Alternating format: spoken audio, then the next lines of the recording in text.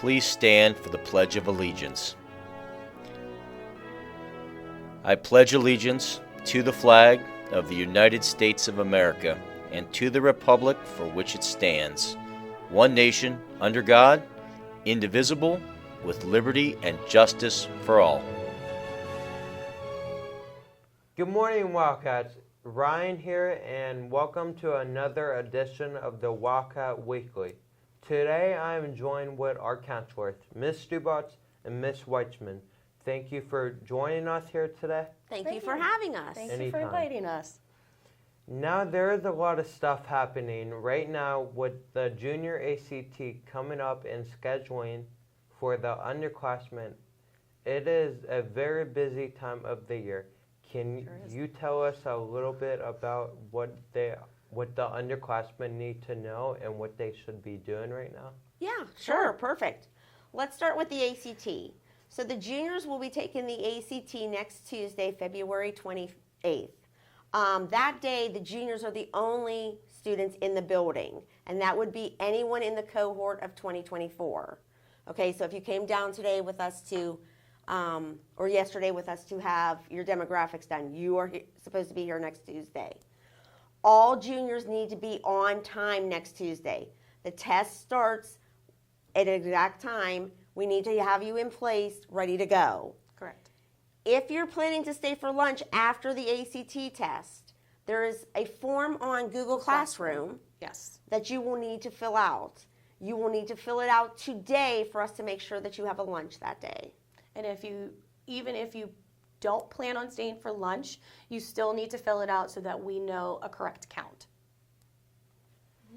Now, can you talk a little bit about scheduling process for the underclassmen? Sure. Okay.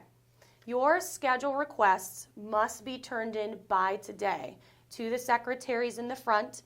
They will put it in the correct bin with your grade level. Throughout the month of March, once we get all of the requests, we will call you down individually with your request, review those requests, and then put them in the computer. Okay. Once we're done with all of your requests, we hand it over to Mr. Day. And Mr. Day will look to see how many classes have student interest, and he'll make a master schedule. Once he's finished with the master schedule, your requests all get filtered into it. And that's when we have a schedule for each of you. At that point, if there are any conflicts in the schedules, meaning if you have a couple classes that you wanted to take and they don't necessarily fit in that schedule, we will call you down and try to remedy or fix those conflicts. Right. Now, the second most important thing here is after we do your request and Mr. Day makes the master schedule, so you know we will not be doing any add drops before the master schedule and the conflicts come out. Once you put your requests in, those are your requests. Okay, so that means don't come down to see us to change a class that you might want to change until we are completely done with the whole process. Okay. Thank you very much for all that great information. If you have any guidance issues, make sure to schedule an appointment with your counselor. Thank you again, Ms. Stubotz and Ms. Weitzman, for talking with us today and sharing all of the great information. Now let's see what the rest of the crew has for us. And as always, Go Cats! Go Cats! What's up, Nevaeh here. I'm here with Mr. Donatelli, our robotics teacher. I'm here with him because one of his teams made it to state. So can you introduce the team? Sure. First we have Paul Armour, Randy Spencer, Blaine Kuhn, and not here today is Jacob Green. So do you know when the state competition is? Yes, it is March 2nd of this year. This year it's being held in Akron instead of Marion, Ohio, so it's a new venue this year. And we will be leaving on Wednesday, and the state championship is Thursday. So is it this team's first time making it to state, like the students? Two of them went last year as just regular spectators and other team members. Paul made it last year along with Ellie Teneva. So this is his, basically all of their second time. Jake has been there, this will be 4 years for Jake. He's a programmer along with Blaine, and Paul is the builder and driver, and Randy is the journalist that writes everything down and keeps track of everything. Okay, and so leading into my next question, how many years have you had a team make it to state? So we started this 5 years ago, and this is our 6th year to the state championship. And what is the game played for the competitions? So basically this year, every year is a new game. So just what happened last year, they have to totally redesign and rebuild their robots, reprogram them to a different game. This year, it was called Spin Up, and basically having to do multiple different tasks along with competing against 4 other robots, one of which is your partner. So it's you and a partner versus the other team, which is obviously, so there's 4 robots competing at a time. And there's different scoring possibilities. You have to be able to score discs in high goals and low goals. You have to be able to roll rollers, which are all different types of points. And then also there's an end game where there's a no expansion limit to try and cover as many field tiles at the end of 2 minutes as possible. Okay, that's actually really cool. So thank you for being here, and that is all I have. Good luck at state, all of you.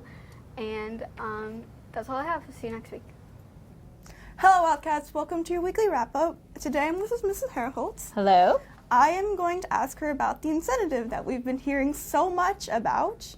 Now, can you tell me what exactly is the incentive? That's a great question. So hopefully a lot of you have been seeing some of these flyers that the high school PBIS team has been putting up in the hallways, on doors, and in classrooms. Mm-hmm.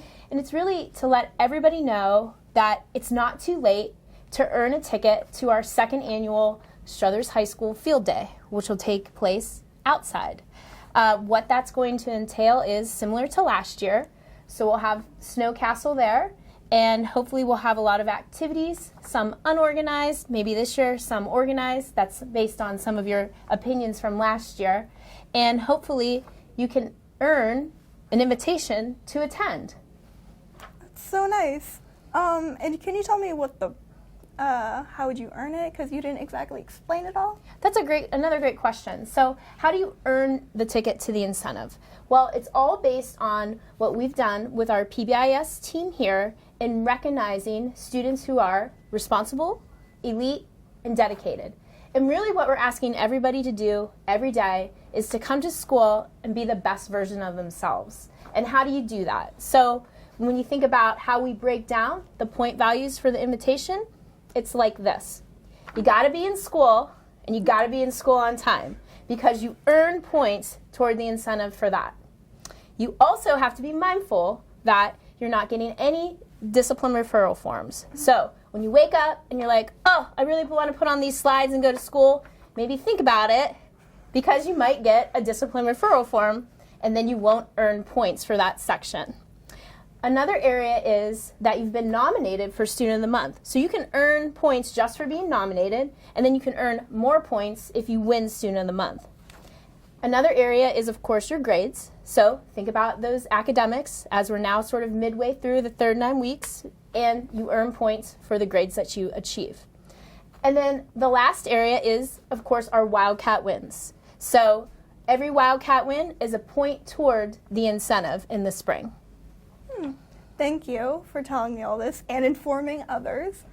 And like she just said, please make sure you're on time and be on good behavior, just to get a free day of fun. I mean, come on, it's snow cones. Thank you for this interview. You're welcome. I'll see you next week. Okay. I hope you have a good day. Bye. Bye, everybody. Hey, what's going on, Wildcats? Josh Robson here, and I'm here with your junior class officer, Morgan Minna. How you doing, Morgan? Good, how are you? I'm doing great. That's good to hear. And so I brought you here today to talk to you about your role as the junior class officer, and would you happen to be the president, correct? Yep. Okay, that's awesome. President Morgan. I voted for this one. All right, so what exactly makes junior class officer so important? So pretty much what we do mainly revolves around prom, planning for prom, setting up for prom. We sell programs at the football games to raise money for prom. And that's pretty much like the main thing that we Okay. do, and selling ads for the programs as well. Okay, good. And when exactly is prom? That you brought it up. When is prom? Yeah, when? It's May 12th, $40 ticket, and it's at Drake's Landing. Drake's Landing, not Byzantine Grove, Drake's Landing. Mark your calendars, folks. It's a big day. All right. And so, lastly, how do people who want to get involved in junior class offices get involved? So at the end of your school year, so like the upcoming juniors, you guys there's papers outside of Ms. Zappia's door.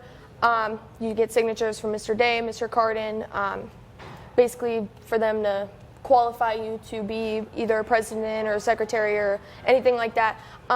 It's a major role. You don't just have the name, you have to actually do things, and I think we've come a long way from the beginning of the year to now. Okay, that's great to hear. Well, that's going to wrap things up here. I'm Josh. That's Morgan. As always, have a happy Friday. Also, as always, go Wildcats. Go Wildcats!